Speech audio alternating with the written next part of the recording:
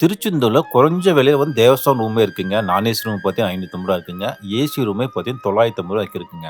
இது வந்து எப்படி புக் பண்ணணும்னு பார்த்தீங்கன்னா வந்து திருச்செந்தூர் தேவஸ்தானம் சைட்ல போனீங்கன்னாவே 15 நாளுக்கு முன்னாலே வந்து சைட் வந்து ஓப்பன் ஆகுங்க. அதுல வந்து நம்ம புக் பண்ணிக்கலாங்க. நீங்க 15 நாளுக்கு முன்னாலேயே பண்ணா மட்டும் தான் நமக்கு வந்து ரூம் கிடைக்கும். ஏன்னா கூட்டம் ரொம்ப ஜாஸ்தியா இருக்குதுங்க.